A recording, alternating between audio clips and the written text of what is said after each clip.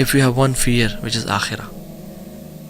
ایک حدیث میں آتا ہے کہ جس شخص کو جس کا غم ایک غم ہوا نا آخر تک غم ہوا, اللہ تعالیٰ اس کے دنیاوی تمام افیئرس کی رسپانسبلٹی لے لیں گے. اور جس کا آخرت کا غم نہ ہوا جس کے دل میں, اور جس میں دنیا کے ہم اور غم ہے, تو کیا ہوتا ہے, لم یبال اللہ فی ای اودیتہ حلق, اللہ کو پرواہ نہیں کہ جس وادی میں جا کے مر جائے. اللہ اکبر. اللہ کو پرواہ نہیں اس بندے کی, کیونکہ اس نے اپنے ہاتھ میں سب کچھ لینا چاہے, اور آخرت اللہ تعالیٰ کی پرواہ نہیں کی. اللہ تعالیٰ سے دعا کریں, اللہم لا تجعل الدنیا اکبر ہمنا ولا مبلغ علمنا. یا اللہ یہ دنیا کی زندگی ہمارا سب سے بڑا ہم اور غم نہ بنانا. تو یاد رکھیں, جس کو مزید کی ضرورت ہے نا وہ غریب ہے. جس کا کانفیڈنس میٹیریل چیزوں پہ ہے وہ بڑا غریب انسان ہے. اور جو شخص سیلف لیسنس کو پا گیا, جو شخص سیلف ایکچولائزیشن کو پا گیا, وہ پیسے کا محتاج نہیں ہے, وہ بڑا امیر انسان ہے. جو معاوضے کی لالچ سے آزاد ہو گیا نا, یہ اس انسان کی عظمت کی دلیل ہے. سو اللہ تعالیٰ سے دعا ہے کہ اللہ تعالیٰ ہمیں ایسے لوگوں میں سے نہ بنائے کہ ہم اپنی آخرت کو کمپرومائز کر دیں بائی یوزنگ آر ٹنگز اور یوزنگ آر ہارٹ. اور یاد رکھیں, زبان اور دل ان کا بڑا گہرا تعلق ہے. رسول اللہ صلی اللہ علیہ وسلم نے ایک حدیث میں فرمایا, لا يستقیم ایمان عبد حتی یستقیم قلبہ ولا یستقیم قلبہ حتی یستقیم لسانہ. انسان کا فیتھ تب تک اپرائٹ نہیں ہو سکتا جب تک اس کا دل اپرائٹ نہیں ہوتا, دل ٹھیک نہیں ہوتا. اور انسان کا دل تب تک ٹھیک نہیں ہو سکتا جب تک اس کی زبان ٹھیک نہ ہو. ہمارا ایمان, ہمارا آخرت کا کانسیپٹ کیسے ٹھیک ہوگا جب تک ہمارا دل ٹھیک نہ ہو. اور ہمارا دل پتہ ہے کس چیز پہ ڈیپینڈنٹ ہے, ہماری زبان پہ. ہم زبان سے کیا الفاظ بولتے ہیں. سو دوسرا اصول, پہلا اصول کیا تھا, من عامل للآخرہ, جو آخرت کے لیے کام کرتا ہے اللہ اس کے دنیاوی امور کی رسپانسبلٹی لے لیتے ہیں. Allah will take care of his affairs, Allah will make his life easy peasy. Allah سبحانہ وتعالیٰ اس کو آسانی سے زندگی گزروا دیں گے. They live a rich life, they live a richness. میں مال کی بات نہیں کر رہا, دے لیو شاید پرابلی ان کے اکاؤنٹ میں 5,000 10,000 پڑے ہوں, بٹ ان کو پرواہ نہیں ہے. ایک شخص سے تو میں ملا, گارڈ تھے, جو کہ میں صبح سائیکلنگ پہ نکلتا تھا فجر کے بعد, تو میں مین ہائی ویز کو چھوڑ کے ایک دن میں نے کہا میں ذرا اسٹریٹس میں گھومتا ہوں, دیکھتا ہوں کون سے گھر صبح جاگتے ہیں, کون سے گھر سو رہے ہیں. And I was amazed to see, اکثر گھر صبح فجر کے بعد سو رہے تھے. تو میں ایک گلی کے اینڈ پہ آیا جہاں پہ ایک بڑا سا خوبصورت درخت تھا, بہت پرانا, 600 سال پرانا پرابلی, ہیوج ٹری. تو میں اس کو دیکھ کے آئی واز امیزڈ. اس پہ بہت ساری چڑیوں کی آوازیں آ رہی تھیں, it was full of birds. تو میں رک گیا تو سامنے گارڈس آ گئے, اور بزرگ سے بابا جی تھے. تو کہتے ہیں کہ کیا حال ہے پتر, ٹھیک ٹھاک. میں گپ شپ مارنے شروع ہو گیا ان کے ساتھ. تو میں نے کہا بابا جی آپ اس گھر سے آئے ہیں؟ انہوں نے کہا جی. And that house was beautiful as well, بڑا سا لان اور huge house, and the lawn was full of fruits and lemons and trees, اور مختلف قسم کے ہوتے ہیں. تو میں نے کہا بابا جی یہ سارا ویجیٹیشن اور یہ ساری پلانٹیشن کون کرتا ہے؟ کہتے ہیں پتر میں کرتا ہوں. میں نے کہا اچھا.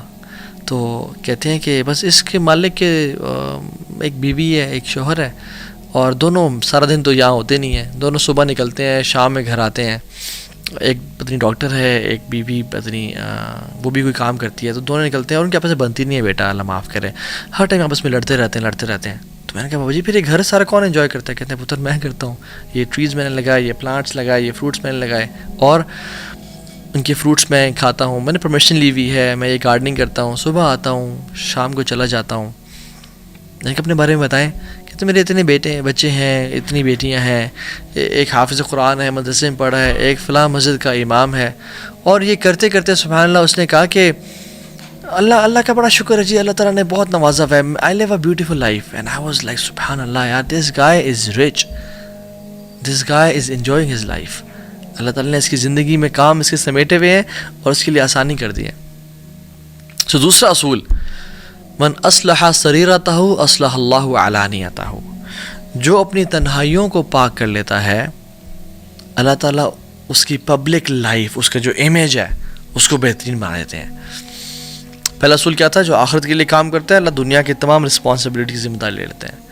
دوسری جو شخص اپنی پرسنل اور پرائیویٹ مومنٹس کو پاک رکھتا ہے، ان کی اصلاح کر لیتا ہے. اصلح اللہ علانیتہ، اللہ اس کی جو امیج ہے، جو اس کی پبلک لائف ہے، جو لوگ اس کے بارے میں سوچتے ہیں اور جو ایک اس کا پرسیپشن ہے، اس کو ٹھیک کر لیتے ہیں اور اس کے لیے آسانیاں کر دیتے ہیں لائف میں. امام غزالی رحمہ اللہ احیاء علوم الدین میں واقعہ لکھے آتے ہیں کہ عبداللہ بن دینار اور عمر بن خطاب دونوں جا رہے تھے. سفر کرتے کرتے رات ہو گئی، پڑاؤ ڈالا، ایک بکریاں کو چروانے والا آیا، کہا کہ ایک بکری تم سے پرچیز کرنی ہے ہم نے. انہوں نے کہا جی ٹھیک ہے. مختلف روایت آتی ہیں اس میں، کچھ میں عبداللہ بن عمر کا بھی آتا ہے، کچھ میں، لیکن عمر بن خطاب والی اوتھینٹک ہے یہ. تو کہا کہ ایک ہمیں دے دو بکری. انہوں نے کہا نہیں، انی مملوک، میں غلام ہوں، یہ شیپس میری نہیں ہے، میرے آنر کی ہیں. تو عمر بن خطاب نے اس کو ٹیسٹ کرنا چاہا، کہا کہ دے دو خیر ہے، اور جب تم مجھے دے دینا، پیسے لے لینا، اور اپنے مالک کو بولنا کہ بھیڑے کھا گیا تھا، آفٹر آل ایکسیڈنٹس ہیپن. تو اس نے کہا اچھا ٹھیک ہے، میں مالک کو تو یہ بول دوں گا، فماذا اقول للہ، تو میں اللہ کو کیا جواب دوں گا. تو عمر بن خطاب بڑے امپریس ہوئے اسے، اور اگلے دن اس کے مالک کے پاس گئے اور اس کو مالک سے کہا کہ میں یہ خریدنا چاہتا ہوں، اور خرید کے اس کو آزاد کر دیا.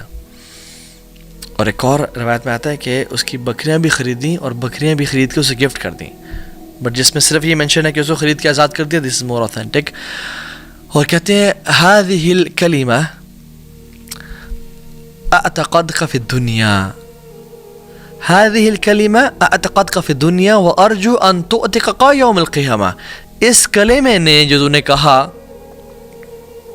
تجھے اللہ نے دنیا میں آزاد کر دیا، تجھے اس کلمے نے آزاد کر دیا دنیا میں، اور مجھے اللہ تعالیٰ سے امید ہے کہ تجھے قیامت کے دن جہنم کی آگ سے بھی یہ کلمہ آزاد کر دے گا. اللہ اکبر. کیوں؟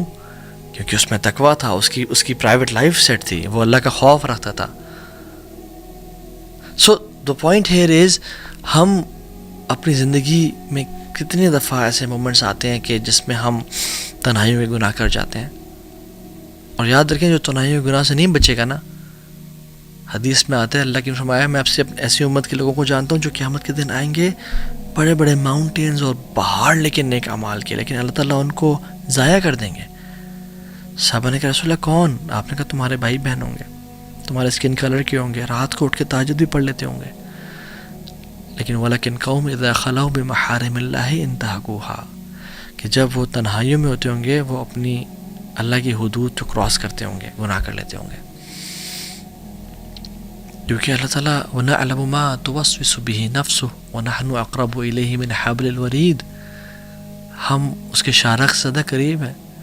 قُلْ إِن تُخْفُوا مَا فِي صُدُورِكُمْ أَوْ تُبْدُوهُ يَعْلَمُهُ اللَّهُ، چاہے تم چھپاؤ یا چاہے تم ظاہر کرو، اللہ تعالیٰ جانتے ہیں اسے.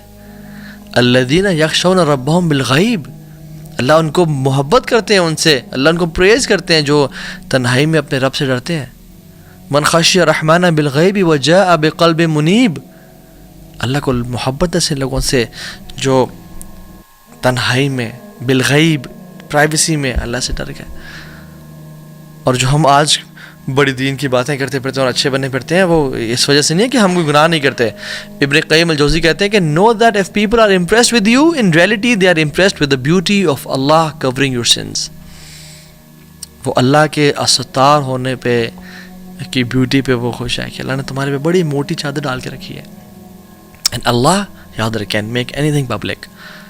زکریا علیہ السلام کو دیکھ لیں، ان کی اکیلے اور تنہائی کی دعائیں اللہ نے پبلک کر دیں. اذ نادى ربه نداء خفیا، چھپ کے دعائیں کی اللہ نے پبلک کر دیں. حضرت مریم کی جو مدر تھی حنا بنت فاقوت، سینٹ اینی جن کو بولتے ہیں کرسچنز، ان کی تنہائی اور ان کی دل کا جو خواہش تھی کہ میں نے یہ جو بھی اولاد اللہ آپ کے لیے دی، اللہ نے پبلک کر دی. اور آپ کی بھی تنہائیاں اللہ پبلک کر سکتے ہیں، اور اگر تو پاک ہوئیں تو بڑی اچھی امید ہے دنیا اور آخرت میں. آخرت میں کیسے؟ وَرَجُلٌ ذَكَرَ اللَّهَ خَالِدًا فَفَاضَتْ عَيْنَاهُ، اللہ تعالیٰ اس شخص کو آخرت میں قیامت کے دن عرش کا سایہ نصیب کریں گے جو اکیلے میں تھا اور آنکھوں سے آنسو بہایا کرتا تھا اپنے گناہوں پر ہو کے. So guys, what is your secret with Allah subhanahu wa ta'ala? Is it bad or is it good? وَإِن تَجْهَرُوا بِالْقَوْلِ فَإِنَّهُ يَعْلَمُ السِّرَّ وَأَخْفَى. تم بات کرو، وہ چھپی ہوئی بات اور اونچی بات جانتے ہیں. وَاللَّهُ يَعْلَمُ مَا تُسِرُّونَ وَمَا تُعْلِنُونَ. جو تم چھپاتے ہو اور ظاہر کرتے ہو ان کو جانتا ہے. سو مالک بن دینار رحمہ اللہ کہتے ہیں کہ تمہارا جو دل ہے نا، ہارٹس آر لائک پاٹس، اور جو زبانیں ہیں وہ اس کے سکوپس ہیں، وہ چمچے ہیں. جب انسان بولتا ہے تو اس کی زبان وہی نکالتی ہے جو اس پیالے میں ہے. تو ہم دیکھیں ہمارے دل میں اللہ کی محبت ہے یا اللہ کا خوف ہے.